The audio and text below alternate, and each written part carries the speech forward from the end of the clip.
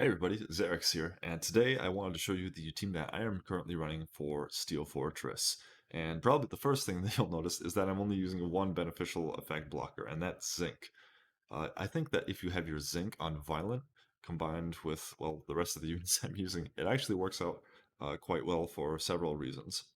The first is that Zinc's S3, the one that blocks beneficial effects, hits multiple times. So let's say it procs twice out of the three times it hits, you know, then the boss is going to have to, you're going to basically going to have to lose an 85% chance in your favor twice in a row, which greatly enhances your chances of landing it on the boss.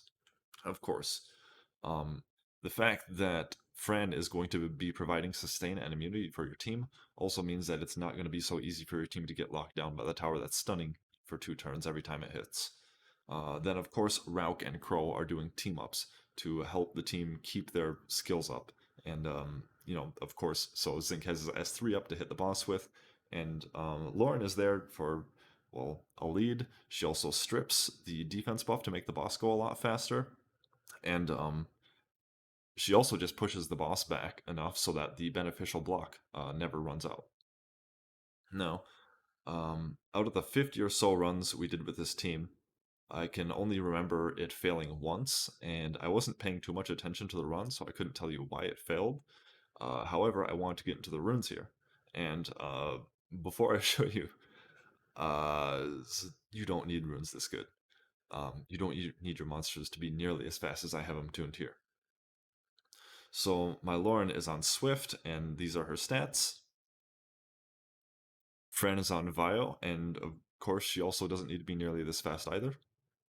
Next, Crow moves, and it doesn't really matter where Crow moves in the lineup.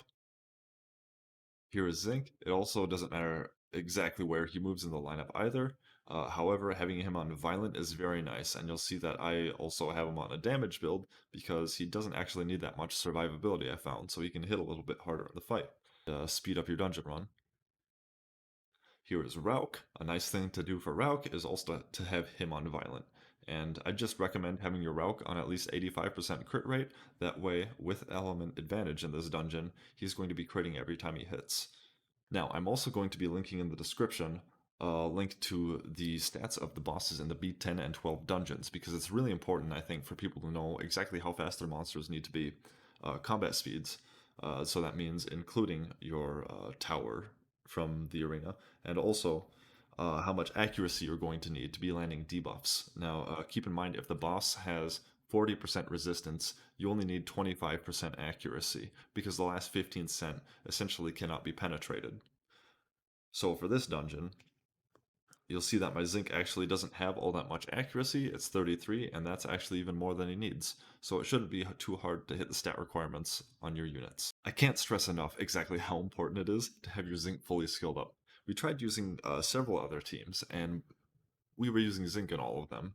Before, nothing was really consistent, but now that we have Zinc fully skilled up, not only does his S3 go from a 50% activation rate to a 70%, it also gets minus 1 turn cooldown. So that means it's 4 turns rather than 5 turns, which is a huge difference. You won't believe how much of a difference this makes. I was struggling to make a team that could do this with 2 beneficial blockers before, but once I max skilled Zinc, he was able to do it completely on his own with the lineup that I just showcased. If you found this video helpful, please leave a like. If you have questions, leave them in the comments down below. And if you want to stick around for more content like this in the future, feel free to subscribe. It's free and it really helps me out and shows me that what I'm doing is helping people. Alright, that's all for now, and until next time, take care everybody.